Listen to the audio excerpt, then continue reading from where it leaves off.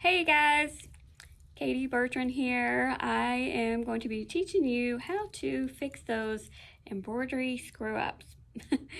Sometimes you can take it out and sometimes you can't. So we're going to do a technique today that turns out really cute. So thanks for joining me today. If you're new here, be sure to hit that subscribe button so that you can be in tune with all of our upcoming videos for sewing and embroidery. Today I'm going to be working on a little baby gown, and I will own this. I screwed this up. So sometimes when you're typing up a name, you know, you just type something and we missed a letter. So I had a customer and she wanted matching gowns that we sell here in our store that said booger and boogerette. Something funny. Well, yours truly misspelled boogerette. I guess it's not a word I spell a lot, and I spelled it wrong. So we got another one and embroidered it. But those people aren't going to want this with boogerette on it. But the gown is still perfectly good, so I don't want to get rid of it. I'm absolutely not going to pick this out. Trying to pick out something on knit, it's going to get ruined. Just don't even try it. It's very, very difficult. Certain things you can pick out, and t-shirts or knits and things like that just don't work out as good. So what we're going to do is we are going to cover it with an applique patch. I do this all the time. I do it a lot for my business. People will bring in team jackets or bags, and maybe they're handing it down from one sibling to the next, so we will cover a name, or maybe it has a different team logo or club team on it, and we want to cover that and put the new team or name on it. Do it all the time, works out great, so I just thought I'd show you on this gown how we do it. So let's get started. Let me swing you around here. Okay, so this is my gown, and what I'm going to be using is, first of all, we need cutaway stabilizer because this is a knit. Now, I did this in my 4x4 frame, and the patch that I'm going to be using, I had to measure this, and let me see if this measures. I've got a little decorative patch. So this measures a hair bit over 4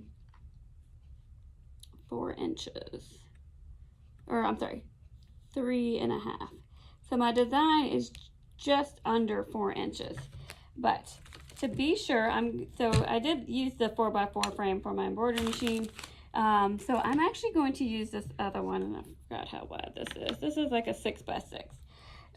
Just so I have a little bit more room to move around on the machine, so I can play and make sure that the patch I'm putting on there is going to cover perfectly just right. So I'm going to go ahead and hoop this up. Let me turn this a little bit. So I'm going to place my stabilizer in here.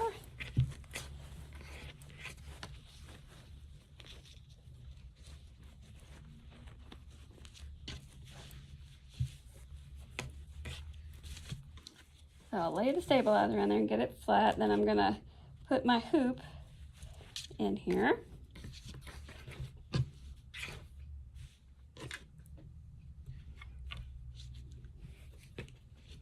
And I'm just kind of feeling this underneath and kind of pushing it with my fingers a little bit. I want to make sure that it's straight. Getting this lined up. Push that in there. So we got it hooped up just perfect. Now, what I'm going to do is I've just chosen a cute little material. And if you have never done applique, now where's my little piece? Okay, when you do applique, so I cut my fabric. Where is my little fabric piece? There it is. Okay, so I cut a square bigger than what I want. It's going to be 4 inches, so I made this 5x5. So I want it to lay in here just like this. So I cut my material 5x5, knowing my design is 4 inches wide, so I've got plenty. When you do applique, it's an absolute must to use heat and bond on the back. So it's a roll like this, and I just, cut a little piece to be the size of my fabric. You're going to iron this to the back side, and then you want to peel this off.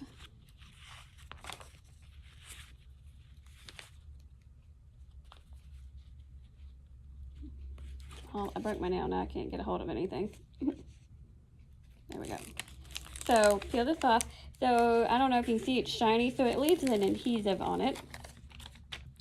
And this helps, this is a must for applique, because when you wash it, then it's adhered to the material. You'll iron it, and then it doesn't shrink, and then this bubbles up and that kind of stuff. So you must use the heat and bond on the back of the applique.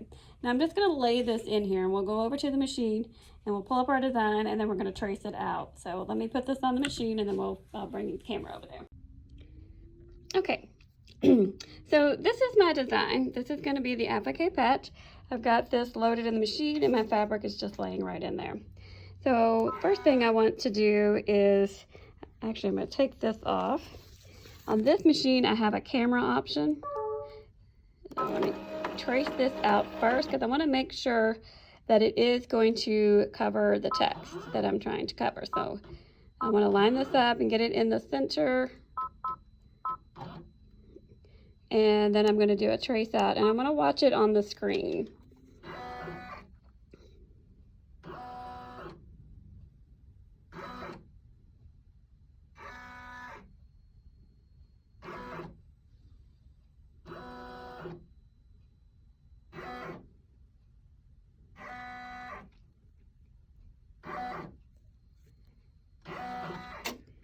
All right, I'm going to come down just a little bit, and I'm going to double check my top and bottom and hit my corners. Oh, it's getting a little close. So I've got plenty of room over here. It was a little questionable on this side. I think we've got it. I'm going to go back to my corner here. We just want to make sure that we're not too close to that hoop, and that is pushing it a little bit. So we're going to come down.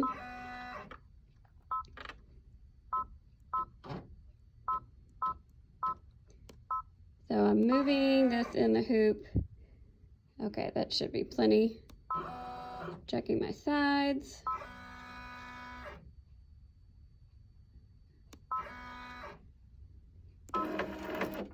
Okay, I'm going to go ahead and lay my material in here.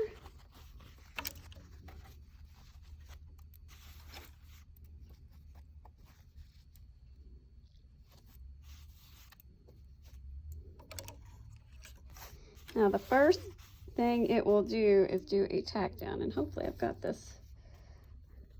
I'm going to go back to my camera for a split second now that my material is in there.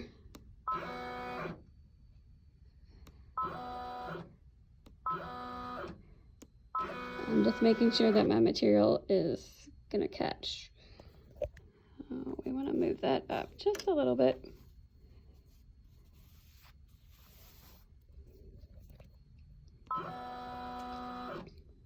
Okay, perfect.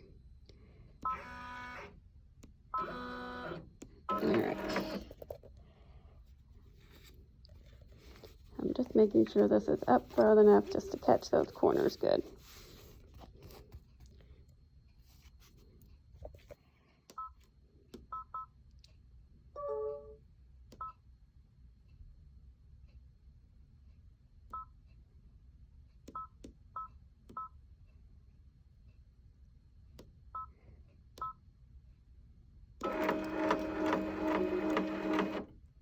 Okay, first thing it's going to do is we're going to do this tack down stitch first.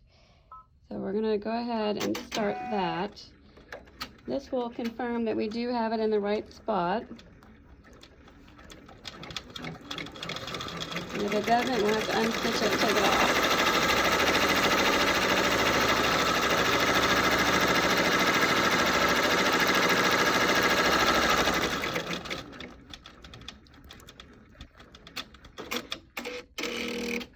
I'm going to stop the machine. Take this out. Okay. So now I'm going to take this over to the table here. Before I trim this, I want to make sure that everything is covered. Oh, now see, that did not get covered. It came in right there.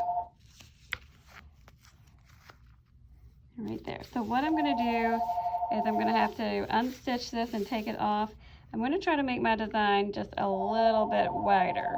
So I'm going to go over to the computer, I'll get that adjusted, and we'll come back and try it again. But how I'm going to unstitch this, and I just did that one run stitch, so this will come undone very easily. Oh, can I even see it? Okay, can you see that stitching right there? So we're just going to undo that real quick. So we'll undo that, and then I will come back. Okay, third time is the charm. So I did this one. This is the 4x4. I thought it was going to make the cut, and this was sticking out. So if you can see really close, when I put it on the machine, this bottom part of this letter was sticking out. So I've taken this off twice now. We have to move to the larger design. So I've cut another larger piece of fabric. We need to go to the 5x5 to get this covered, and we'll lay this in here and get it tacked down. So third time's the charm. Keep your fingers crossed. We're going back over to the machine now.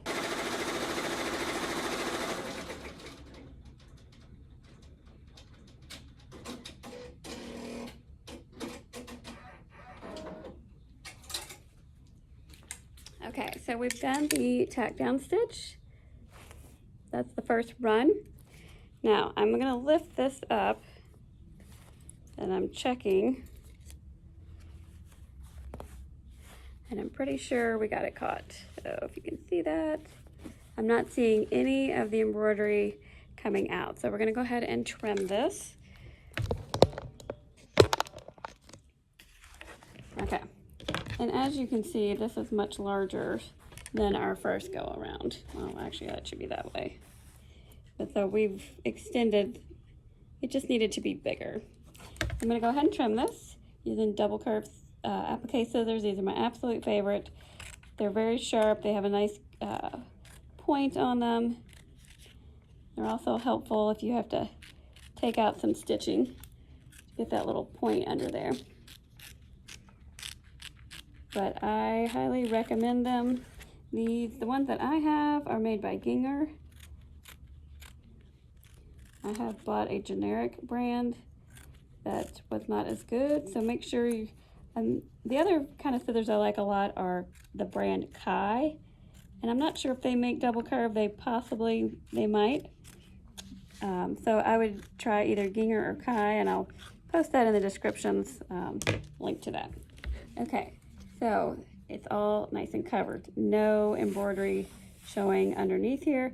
So what I'm going to do is normally we do the placement stitch. I always just tack it down because it's easier to take off the material than pick it off a shirt. So now I'm going to let it run the satin stitch, and I'll show you what that patch is going to look like when it's finished. Okay, our embroidery is done. We have our satin finish done around the patch. I'm going to go ahead and take this out of the hoop.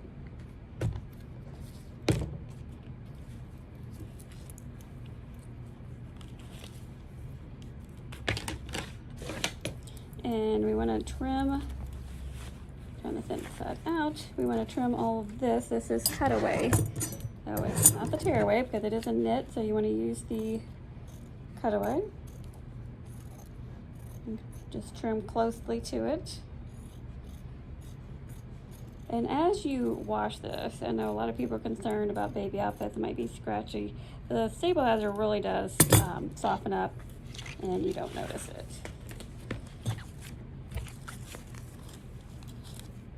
So the next thing I need to do is I want to iron our patch right here.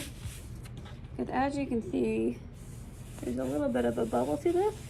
So we put that heat and bond on the back of it. So once you iron it, that is going to adhere to the material, and it will be nice and smooth. So I'm going to go hit the iron really fast. Hold on. So now we have saved this baby gown. So what you can do is, it's super cute. Now you can put a monogram in this, or a cute little saying, or whatever you want. But we have covered up our mistake. It looks adorable. This design was actually to make a label. It had buttonholes here, and I deleted that. but you can create shapes. You can buy appliques like this online. There's a lot of different websites. Typically, if you look on Etsy for applique designs, things like that, or shapes. This was called the Hayden label. I forgot what design it was. I'll have to look it up. I can link it. But what I did for the label, normally it has a place it would make buttonholes right here that you would be able to button on or use a ribbon, and then you make a label that you can tie around like a candle or something like that. So I've used this shape and just deleted, and it had a circle. I could have kept the circle for the monogram, but I just thought it'd be easier for the sizing, and I can do it a little bit bigger if I deleted all that. So I'm just simply using the outline of the Hayden label design, and I'll try to remember. Might have been Embroidery Boutique, I'm not sure. But I just wanted to show you how cute this is and how fun it can turn out. You don't have to trash everything that you might mess up, because it happens, and it happens a lot, because it just does. It's just the nature of the beast with embroidery, and you don't want to try to take it out, especially on knits. It'll just end up getting a hole in it. You'll spend hours on it trying to pick it out very carefully, and then those last little stitches, and then you get a hole in it. So it's much easier if you're able to cover up something. And like I mentioned, this worked perfect for gym bags and jackets, things like that, that maybe for sports teams. We do it all the time here at the store. So I hope you've enjoyed this video. It was a little bit of trial and error as far as the sizing, but it looks adorable, and it's going to be so cute for somebody with a monogram on it. So I look forward to seeing you guys in the next video. Be sure to hit that subscribe button, and if you want to get notified when we have our next video, hit the little bell icon and it'll send you a notification. So we'll see you soon.